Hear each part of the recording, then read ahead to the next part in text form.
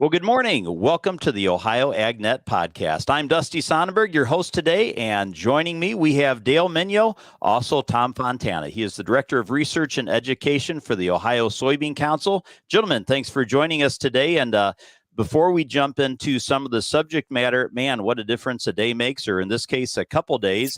I was out in short sleeves the other day doing some work in the yard, raking leaves and getting sort of the last things cleaned up. The next day, I had about a half-inch of snow on the ground. What'd you guys run into?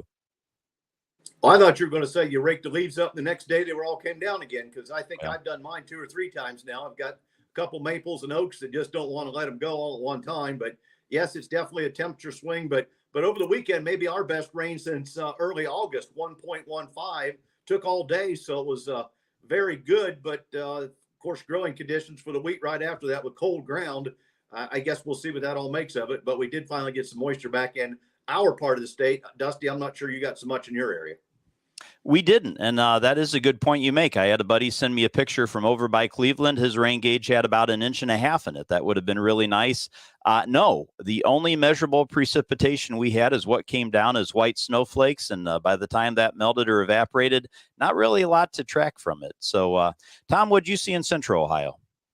Well, we had a fair amount of rain on Friday. I think a little over an inch was the official word from the Weather Service.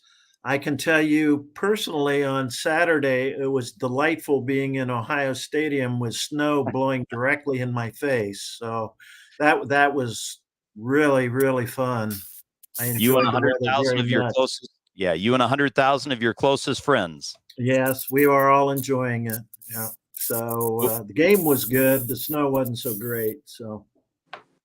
Some would say that's true football weather, and luckily they survived the week before in Northwestern, where it wasn't nice either. But they showed they do know how to play in cold weather, and they're probably going to need to have that in the next couple of weeks. So Yeah, good to I know would that. guess so. Absolutely. Well, big news, I guess. I don't know if you sing happy anniversary or how you necessarily celebrate milestones, but Grow Next Gen, which is a sort of product or program of the Ohio Soybean Council, celebrating its 10-year anniversary. That's sort of a big deal. And Tom, shoot, you must have been about 5 when this program got started then. If you've been around for the whole thing, that's impressive. Yeah, I was close to 5. Yes. So the idea for Grow Next Gen, the Ohio Soybean Council's education program, did find its birth in 2012. Our board was looking to do a couple uh, projects that would make a difference, and one was yield. And so they did a big yield project with Ohio State and Laura Lindsay. The other one they decided was education. They wanted to make the connection of soybean farming, agriculture in the science classrooms around Ohio. They just felt like students and teachers didn't know enough about our industry and the importance of it, and how science and agriculture are so well connected. So they decided that they were going to put resources towards a program, and that program was Grow Next Gen.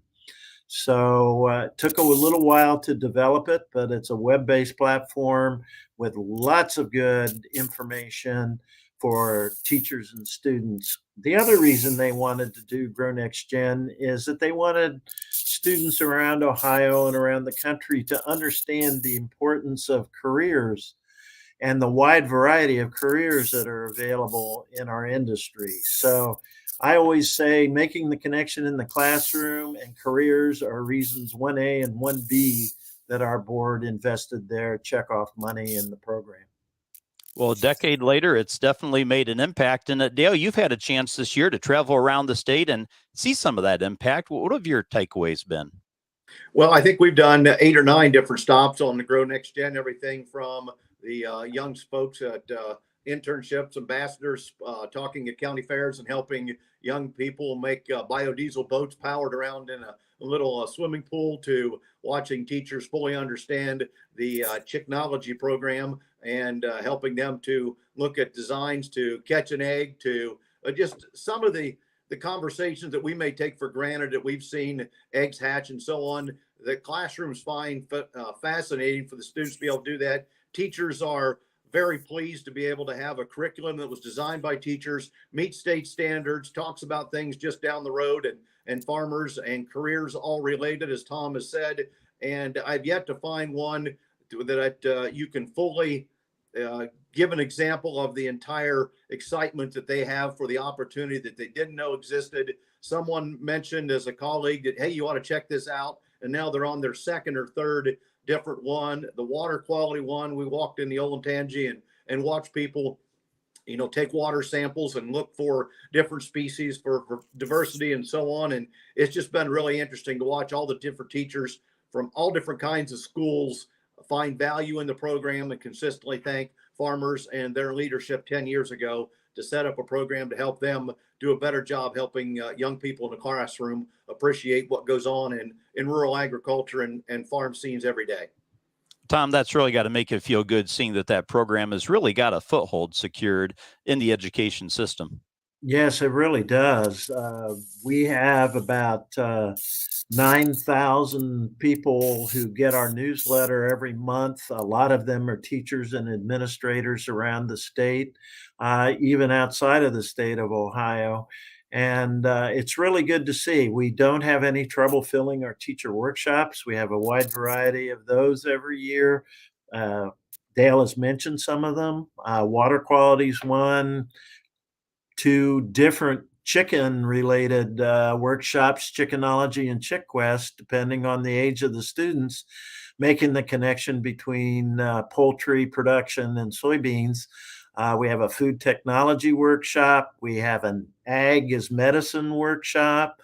So we have a wide variety of workshops for teachers out there, and they take home materials and curriculum and activities to use in their classroom. And they seem to get used. Our evaluations with teachers, most teachers say they will use those activities and materials 6 to 7 years in their classroom.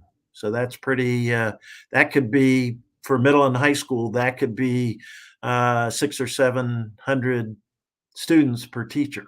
So that's pretty Absolutely. impressive.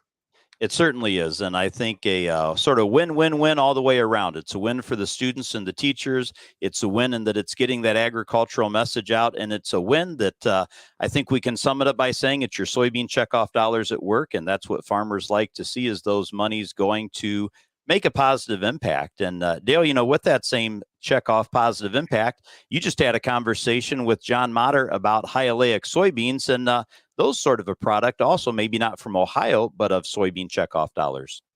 Actually, yeah, they're a part of it coming out of some development years ago. I remember Farm Science Review. We had a few conversations with different folks in the industry of how this high oleic concept was coming together, meeting demand for consumers. Since then, the oil industry has taken off, and so has that ability to use a specialized oil. If farmers will produce more, the industry seems that will use more. Consumers appreciate the value that the oil brings to them as a market. So again, what came first, the chicken or the egg? Maybe the folks in the Grow Next Gen can explain that to us. But the bottom line is, if we've got more acres of it out there, you can contract it in a lot more locations. The premiums are better. The yield looks to be substantial in regard to competitive with other high competitive yielding beans. So all of those things are good news. Tom didn't point out, but I will share, if you're a teacher or you're a student or you're a parent watching today or listening to the podcast, be sure to check out soyohio.org for the Grow Next Gen schedule in the area. They have lots of things going on over the winter months and so on. And John Motter will have a lot more on how to handle growing the soybeans in part of our upcoming audio. Absolutely. Absolutely. Well, along with that, another thing you'll catch later on in this podcast is our own Matt Reese had a chance to catch up with Peter Garrison. He's COO with Jeff Martin Auctioneers. And this is the time of the year where they're really getting into their fall auction season. Folks wanting to buy and sell equipment all the way through the new year, really. And a lot of deals out there as guys are looking at what the shortages are maybe in the new markets and the delays in being able to get things in. That makes auctions and buying used much more enticing. They've actually got one coming up in Lima, Ohio, over in Allen County on December 13th. But Matt and Peter talk a little bit more about sort of what's going on. And again, stay tuned. We will have that coming up as well, all on our podcast. Dale, Tom, I appreciate your time today. And for everybody tuning in to this Facebook Live, be sure to tune in tomorrow as this podcast will be released. We'll have a lot more in depth talking about Grow Next Gen, all the research and different projects taking place with the Ohio Soybean Council, and of course, that featured audio we just mentioned. Thanks for joining us. We'll talk to you again soon.